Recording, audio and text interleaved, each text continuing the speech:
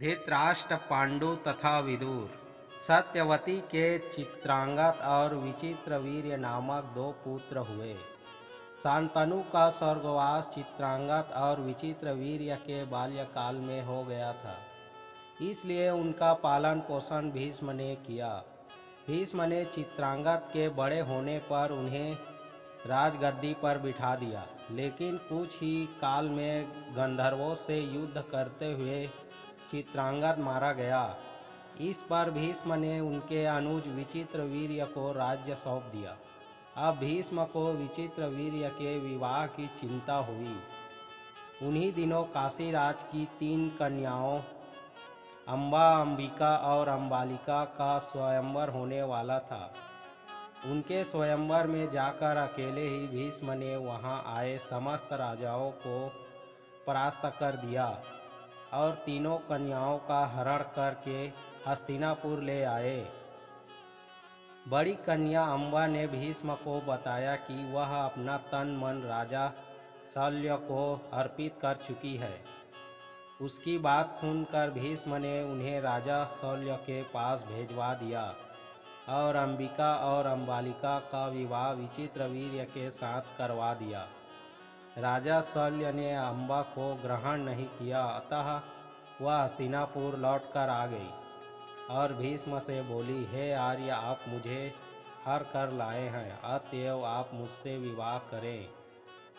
किंतु भीष्म ने अपनी प्रतिज्ञा के कारण उसके अनुरोध को स्वीकार नहीं किया। अम्बा रुष्ट होकर परशुराम के पास गई और उनसे अपनी व्यथा सुनाकर सहायता मांगी। परशुराम ने अम्बा से कहा, हे देवी, आप चिंता न करें, मैं आपका विवाह भीष्म के साथ कराऊंगा। परशुराम ने भीष्म को बुलावा भेजा, किंतु भीष्म उनके पास नहीं गए। इस पर क्रोधित होकर परशुराम भीष्म के पास पहुँचे और दोनों वीरों में भयानक युद्ध छिड़ गया। दोनों ही अभूतपूर्व योद्धा थे, इसलिए हार जीत का फैसला नहीं हो सका। आखिर देवताओं ने हस्तक्षेप करके इस युद्ध को बंद करवा दिया। अम्बा निराश होकर वन में तपस्या करने चली गई। विचित्र वीर्य अपनी दोनों रानियों के साथ भोग विलास में रत हो गए, किंतु दोनों ही रानियों से उनकी कोई संतान नहीं हुई और वे क्षय रोग से पीड़ित होकर मृत्यु को प्राप्त हो गए। अब कुल नाश होने के भय से माता सत्यवती ने एक दिन भीष्म से कहा, पुत्र, इस वंश को नष्ट होने के बचाने के लिए मेरी आज्ञा है कि तुम इन दोनों रानियों से पुत्र उत्पन्न करो। माता की बात सुनकर भीष्म ने कहा, माता, मैं अपनी प्रतिज्ञा किसी भी स्थिति में भंग नहीं कर सकता। यह सुनकर माता सत्यवती को अत्यंत दुख हुआ। अचानक उन्हें अपने पुत्र वेद व्यास का स्मरण हो आया। स्मरण करते ही वेद व्यास वहाँ उपस्थित हो गए। सत्यवती उन्हें देखकर बोली, हे पुत्र, तुम्हारे सभी भाई निसंतान ही स्वर्गवासी हो गए, अतः मेरे वंश को नाश होने से बचाने के लिए मैं तुम्हें आज्ञा देती हूँ कि तुम उनकी पत्नियों से संतान उत्पन्न करो। वेद व्यास उनकी आज्ञा मानकर बोले, माता, आप उन दोनों रानियों से कह दीजिए कि वे 1 वर्ष तक नियम व्रत का पालन करते रहें, तभी उनको गर्भधारण होगा।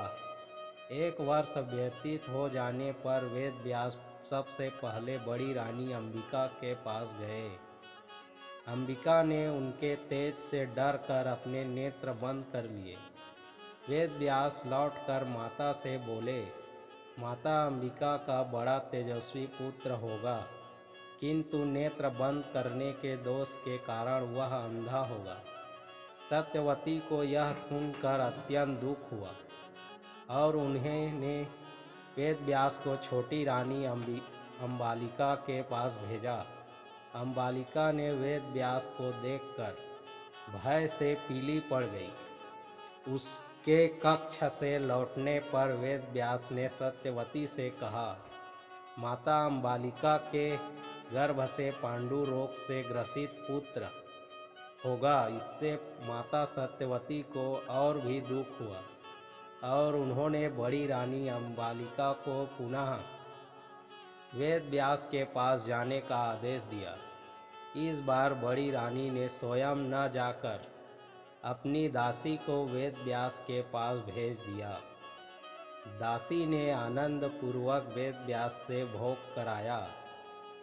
इस बार वेद व्यास ने माता सत्यवती के पास आकर कहा, माते, इस दासी के गर्भ से वेदांत में पारंगत अत्यंत नीतिवान पुत्र उत्पन्न होगा।